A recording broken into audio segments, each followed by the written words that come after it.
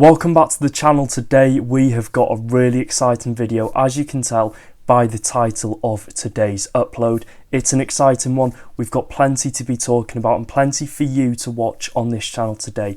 We have got the progression of the new Kop Stand. I'm going to be taking a look at the progression that has happened so far since the start date to the current date of the 15th of March. And I've also been very lucky in obtaining some great footage of the redevelopment in full swing. We're also going to be previewing our game tomorrow away at Watford and reacting to some crazy transfer rumours regarding a free agent. Before we get into today's video, if you're looking for the best Wrexham Afc content, it's coming your way on the channel for consistent uploads on the football club, whether it be general news, transfer news, Kop news, anything you can think of regarding the club is going to be on this channel. Make sure to get down there and click the red subscribe button. On the road to 29,000 subscribers. Make sure to drop a like, hype the video, do all that good stuff. And I think it's only right that we start tomorrow with our bumper clash down in London. So the hunt for promotion in the Championship is well underway, and the games do not get much easier for Wrexham. We're coming off that game against Swansea City on Friday night to now a tougher test on paper, as the league table states, as we travel to 10th place Watford in what will be a really tough test against a well-established team at this level. Now, if we are looking at our opponents, Watford, they do sit in a strong 10th place, which, you know, is really good. Top half of the table, they're still in contention for a late push for playoffs. But like I said, they're only 8 points off playoffs, but they've only managed 2 wins in their previous 12 games. Only one of those coming at Vicarage Road. They've only won 3 games in general since the turn of the new year, which again, if you're looking at this at Wrexham's point of view and you're looking at Wrexham's side of things, we've won that many games in the past 2.5 weeks. So our confidence should be high. We should be looking at the weaknesses in this Watford team that are clearly there since they've had the change in manager. And I do think it's been really intriguing, not only as a Championship fan, but as just a general football fan, to see how their progression has just completely changed over the course of the season. You look at the last time we played them in early December, it was a game of 2 teams that were going for the playoffs. I think Watford were in the playoffs at the time. Compare it to now, where they've had a massive fall off. Wrexham sit 8 points above them in the table, and I do think the main reason for the sort of change in form and the sort of different trajectory that they're going in, I'm sure at the minute they'll be looking to just get as high as they can up the table in comparison to when they had Javi Gracia as manager. They'd have been wanting that automatics, they'd have been wanting the top end playoff spots. So the change in managers proved to be a turning point in their season, a big one. They obviously replaced former manager and obviously the manager that returned to the club, Javi Gracia, for Ed Still, which was an appointment that I think raised a lot of eyebrows due to the inexperience that Ed Still does have. We've seen his brother manage Southampton and fail miserably this season, so his brother's come in and has really struggled to get any kind of consistency inside the Watford camp since arriving, and their chances of getting playoffs are getting slimmer as the games go on. And 2 wins out of 12 is not good enough for a team that are hoping to finish in the playoffs at the end of the season. So they're a team that are off form. They can pick up the odd draw, they can pick up the odd win here and there, but again, they're not a team that we should be underestimating. Like we've learned across a lot of different teams in this league, you couldn't even underestimate Sheffield Wednesday because they took us right down to the wire. So it's going to be a game that is going to be tough. It's an away fixture. It's against, like I said, a team that do have quality in the squad, that have been in the Premier League before. So it's going to be in their DNA that, you know, they're going to have that fighting spirit and that spirit of they can win games at this level and produce some big performances against some big teams. So we'll have to wait and see what happens. But I do think on the other hand, it is a bit different because we are facing the Hornets away from home. Their home form is reasonably strong at this stage of the season. I think they've played 2 games less than us, but have picked up the same amount of wins. They've picked up 9 wins this season, gained 32 points, and have only conceded 19 goals. So like I said, it won't be an easy game by any stretch. They've got quality in their squad, as we've seen earlier on in the season. It's about whether they can make that late surge for playoffs or whether they can just get a kick up the backside that I'm sure a lot of fans of their club will be thinking they need, given their results over the past couple of weeks. But if we are looking at the game from our point of view, we'll be continuing to push through this mini injury crisis that we're suffering at the minute. We've got the squad, we've got quality in the squad, we've got players that are going to give their all for 90 minutes. We know that.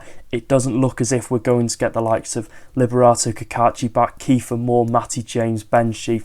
All those players are going to miss the game. George Dobson as well is out through suspension, so It's very frustrating that we've got a limited squad at this stage of the season, but oh my god, are we making the most of it. Zach Viner, central defence midfield, put in a really good performance against Swansea City. We're just really exceeding expectations, I'm sure, amongst the fan base, and I'm sure a lot of fans of other clubs were seeing it when Ben Sheaf got injured, Kiefer Moore, Kakachi, etc., thinking this is going to be the start of Wrexham's downfall, and I'm sure a lot of teams around us in the table were licking their lips thinking they're going through something at the minute, but we're continuing to defy expectations, and there's nothing we can do about the injuries at this stage of the season. Like I said, we're making the most out of it, and I'm sure tomorrow will be no different. Yeah, in terms of the confidence, it should just be sky high. It always should have been sky high throughout the season because, like I said multiple times, the expectations at this club at the start of the season were 100% not to finish inside the playoffs. It was not near enough impossible, but I know a lot of people say, oh, you spent X amount of money, but in terms of us, we have spent the money, but a lot of clubs might say you might not have spent it wisely. In terms of our sense, we're looking at a squad that is got a lot of quality in it, but it's just really developed as the season has gone on, really just got in their stride, and I think that really does help towards the business end of the season. We've got 9 games left of the campaign. This is where it starts. It starts tomorrow for the running. Forget any games that have happened previously in the season. These are our 9 cup finals, and they're not going to be easy by any stretch, but it starts tomorrow against Watford. Bring that confidence from Swansea City into tomorrow, and we'll get another big 3 points on the road, because over the course of the season, this team has put in some really strong performances, and tomorrow should be no different, and let's hope to add another big win to our names. So moving on to the main topic of the video, the topic that is in the title of this video, the footage that you're looking to see. Now, I'm not going to sit here and pretend I'm any expert in architecture surrounding the new development of the Kop Stand, so I think you'll appreciate the redevelopment better visually opposed to me attempting to explain everything that's happening regarding the development of the Kop Stand, which will be up by 2027. The good news is that Ryan Reynolds in an interview said that we're on schedule to complete it by the start of next year, and we're very much aligning with the budget given to get the Kop Stand up. So McLaren are drawing up a masterpiece. It's going up so quickly. It seems like last week that we finally got the permission to go ahead with the Kop Stand, but you're looking at so much development in such a short amount of time. Give it until the summer. I think the difference you'll see from the end of the season to when we return back to whether it's in the Championship or the Premier League, it is going to be mesmerising, because this stand, let me tell you, being inside that tech end, looking over, it is going to be humongous. You look at the Kops at Tranmere Rovers, that's the main one that stands out to me. It's going to be bigger than that, and walking out to that, it seemed absolutely massive. So we're in for an absolute treat, and it's going to be such a big moment and a milestone moment for the takeover of Ron Ryan and for the history of this football club to see this grand stand of 7,500 finally up. I do just need to give a massive thank you to Robertson Daughter for allowing me to use their drone footage for this video. I'll leave it on screen here, I'll leave the link in the description down below. They do provide some really good updates regarding the Kop, so if you are looking to keep up to date, they're on Facebook. Make sure to drop them a follow, make sure to give their stuff a watch. It'll be the first link in the description down below. I'm so grateful that they've allowed me to use their footage, so I'll roll it now. I hope you enjoy, and just take a look at the incredible progression that the club have made.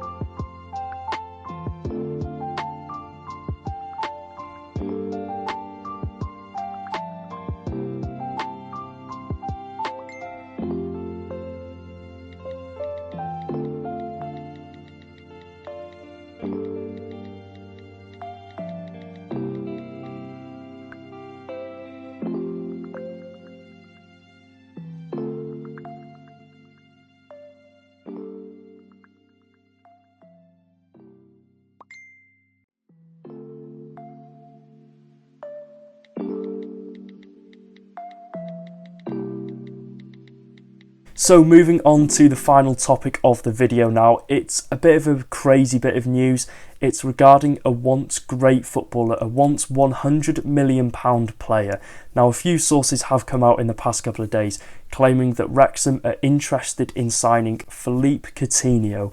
Former Liverpool and Barcelona winger Coutinho is reportedly on trial at Wrexham given our mini injury crisis at the minute. But again, I just do think this is a bit of a stretch and I don't think there's any truth in this at all. Obviously, we saw Phil Parkinson speak on the free agent front of things, saying if the right player became available and he was at the fitness levels and could add quality to the squad, they would consider bringing him in. But I can't see there being any truth in Coutinho, just given the fact he's 33 years old. He's playing in a position that we don't currently need to add to the squad in that sort of attacking midfield role. Bearing in mind, Philippe Coutinho has played primarily on the wing the whole of his career.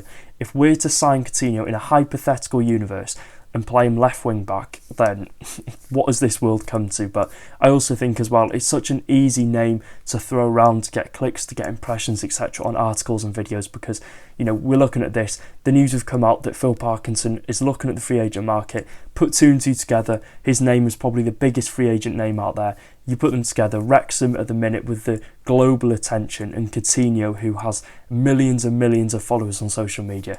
It's an easy way to get clicks. So if there's any Liverpool fans that are following Wrexham, I wouldn't get your hopes up because I can't see Coutinho happening. And if it does, I'll just have to sit back and accept defeat because if this does happen, it would just be absolutely ludicrous. So that is it for today's video. If you did enjoy, make sure to drop a like. It's a bit of a shorter one than usual. I do apologise, but let's hope for a big week ahead. We've got Watford and then we've got Sheffield United. So make sure you keep up to date with all the videos that are coming on the channel. Make sure to drop a like, subscribe as well. Let's try and reach 29,000 subscribers. Thank you so much for the support on the channel over the past fortnight or so. You've absolutely smashed it. Let's continue to do so. And until the next video, take care guys. Up the Championship Reds.